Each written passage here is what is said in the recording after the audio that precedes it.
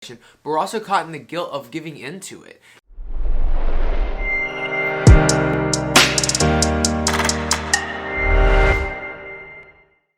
What's going on, guys? It's your boy Jay Shane. We're back for another video, and today I want to talk about the 5 steps I feel are the most powerful steps to overcoming an eating disorder or disordered view towards self. I think that these are really powerful. I want to walk through them with you. I think that when applied in almost any given situation, you can overcome. I have formulated these steps, this method, and I really think it can be such a powerful tool for you. So I really hope that you stay and watch, and I hope that it helps you. I hope that you share with a friend. I hope you hit the like button. I hope you subscribe. I hope we share the crap out of this thing, because I think it can truly be a powerful tool for other people to use. So let's get into them real quick. I don't want to take up any of your time that I don't have to. So number 1 is the first letter of what is considered my ROAD method. Okay, it's an acronym. It stands for remove, observe, action, and discipline. Okay, so the first one is R, remove.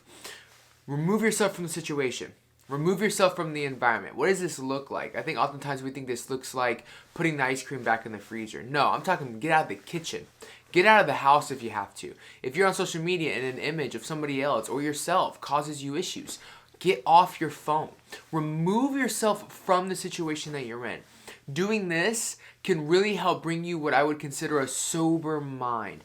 Oftentimes we get caught up in the chaos that we never have time to really clearly see the view, right? And so everything's just in the way, it's cloggy, it's foggy, we're caught in emotion, we're caught in not only the emotion of what triggered the binge or triggered the dysmorphic episode or triggered the bout of depression, but we're also caught in the guilt of giving into it. And so now there's just like this vicious cycle, guys.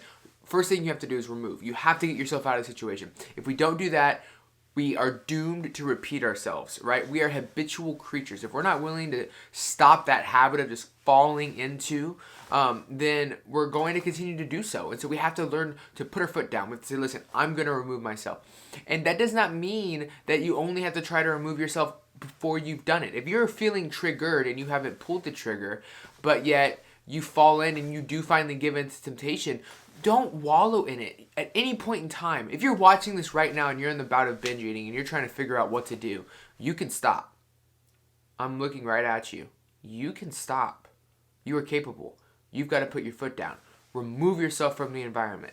Remove yourself from the environment. So the first step is remove. I feel like that's a powerful tool. I don't think that there's anything more powerful than getting yourself out of the fog so you can see the view clearly. Second one is observe. This is not the same thing as remove. Observe. Create self-awareness. Guys, the biggest thing I did for overcoming my body dysmorphia and my bulimia was I observed myself. I developed a keen sense of self-awareness. And it's not perfect. I'm still every day learning things about myself. And I think that's important. I think it's important to realize that we're always developing. We're always evolving into a human being that we're going to be the rest of our lives. And so understand that we're constantly going to be developing self-awareness. We're going to be constantly developing this sense of self and this sense of, okay, who am I? We're going to be constantly observing who we are as people. And so start to do that. When you remove yourself from the environment, ask yourself, and let me preference, you've got to be honest. You've got to be real. You've got to be raw. You don't really have a choice here. If you are not honest, raw, and vulnerable with yourself, you're never going to overcome it. Guys, you cannot overcome a problem you don't know exists. You cannot overcome a problem you don't believe exists.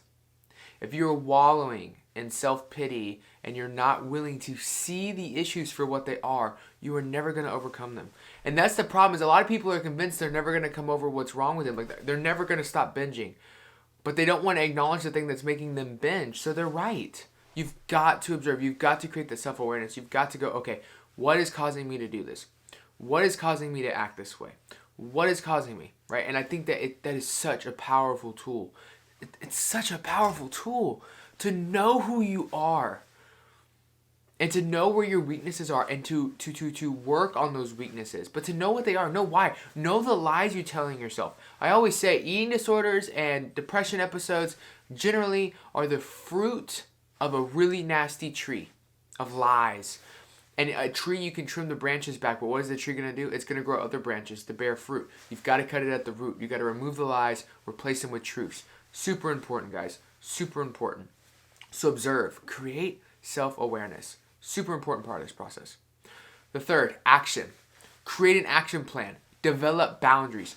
You can remove yourself from the situation as much as you want. You can be as self-aware as get out. But if you do not have an action plan and boundaries to help create a sense of empowerment and strength to avoid your triggers or to overcome your triggers, you're constantly going to be let down.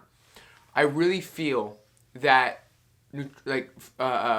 eating disorder therapists, this is where they mess up. They take action plan and they make it the first thing. They put a cupcake in front of you and they're like, okay, resist or take a bite and don't eat anymore. It's disgusting. No, you have to, one, remove yourself from the cake. Don't eat the cake and then try to overcome it. Remove yourself from the cake. Figure out why you tell yourself the cake is something you have to lose control over. Figure out if it's even worth actually eating. Develop that self-awareness and then create boundaries. If you realize it's not worth even touching, it's just something that's not good for you, then develop those boundaries. We develop boundaries when we don't even know the route we're taking. We don't even know what road we're on and we're trying to put up guardrails. For what? You don't even know where you're driving. So create that self-awareness first, but then actually put up those guardrails. Put up those boundaries to protect yourself, right? Action plan is huge. Having an action plan and having boundaries is one of the most powerful tools. Most powerful tools, because generally that's going to come with accountability. It's going to come with some form of coaching or some form of group support, something, right? So having an action plan is huge. So again, just to recap before we get into the fourth one, we're going to remove ourselves from the situation, right? We're going to observe and create self-awareness, and then we're going to come up with an action plan, right? And this isn't just for eating disorders. This doesn't mean like don't eat the cupcake. This is also with body dysmorphia, right? Positive affirmation, daily affirmations, writing good things about yourself on a sticky note, putting on your bathroom mirror, making yourself read it every morning. Stuff like that can be so powerful. And then we come to the fourth one, guys. The fourth of the road method, D, discipline. Why is discipline the last one? Why is it so important? Because without discipline, the other three don't matter. And what do I mean by that? I mean, good things take time. You did not develop an eating disorder because you binged one time. You developed an eating disorder because you binged again and again and again, and you got stressed out and you went to food again and again and again, and you looked at your body and you critiqued it way too over the top because you felt like without your body being a certain way you weren't accepted because you've never felt accepted by society over again and again and again. Habit forming. Our healthy habits and our unhealthy habits are all habits, and they're formed over a period of time. Consistency, right? You're just being consistent in that thing. So we have to do the same thing if we want to get to a better place, if we want to overcome our eating disorders, if we want to overcome our body dysmorphia. We have to take that removal of self. We have to take that awareness of self, and then we have to take that action for self, and we have to put that and put it in a box of discipline, because discipline creates consistency, and consistency creates long-term success.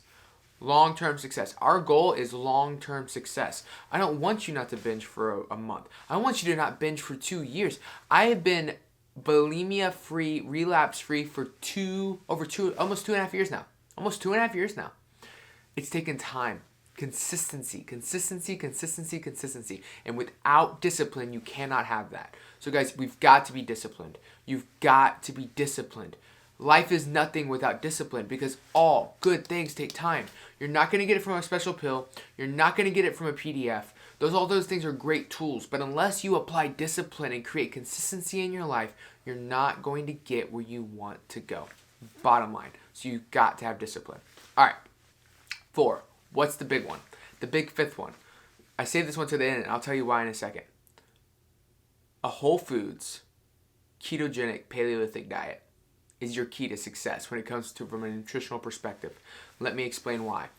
Why did I wait to the end, first of all? Okay, one, because I wanted people that have eating disorders to not just hear a fad, or what you would consider a fad diet, and hop off. I wanted them to hear me out, hear that I know what I'm talking about. Okay, secondly, I figured out the other day from somebody that the algorithms will deter you if you're not a medically licensed professional. And so the algorithms are trained to read things and figure out if we're certified or whatever, and then deter kind of like the keywords and stuff that we use, which kind of makes me mad, especially someone that's trying to grow. So I thought I would attack this from another angle and then slip in the keto at the back end. So that's why it's the last one. But it definitely is an important one. So let me explain why. Having a ketogenic whole foods diet is super important. And I'm not saying like 75, 80% fat. Anywhere from 65 to 75% fat is plenty of fat, depending on what you need as an individual. Get with a coach, read some books, test it, but you want a good amount of healthy fats, right? And you're gonna wanna reduce sugary foods and sweeteners and all that. That's why I say whole foods keto, not just dirty keto. Why? Because sweeteners elicit insulin responses as well, but sugars also do that as well, and so we get these craving relationships, and so we're dependent on dopamine and cortisol and insulin having their relationship that they do to be able to survive the stress of our day, to survive the trauma we've never dealt with, to survive that sense of self-acceptance that we lack. We depend on these sugars, these foods, and when we give up the sugary foods, we also go to the sweetener brownies, and we don't know how to deal without our comfort foods. We don't know how to deal with just knowing and loving ourselves. And so that's why I say whole foods keto, but really anything's better than a normal standard American diet when you're trying to overcome eating disorders. Eating a whole foods diet is going to give you the fatty acids you need.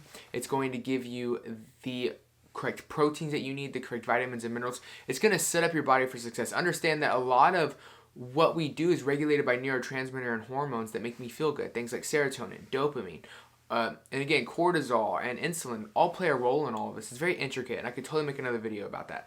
But understand that you want to have a diet that keeps insulin low, also keeps cortisol low, okay? Keeps dopamine steady, and keeps serotonin thriving. If you can do that, you're going to create a balanced environment of energy and mood, which is going to give you a much better place because you're not going to have any swings. And so those feelings of cravings and overbearing stress that you can't seem to let go of, all of that becomes much easier.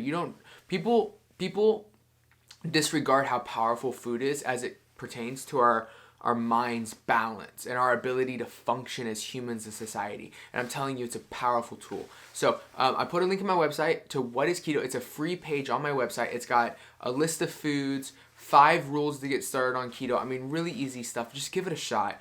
Take the road method, apply it to your life, and feel free to email me if you have questions. I have coaching if you want it. If not, that's fine. But let me know how you're doing. I would love to hear back from you. Let me know if you're progressing, how you're doing. I want to hear your struggles. I want to walk through this with you if possible. I love you guys. See you in the next one.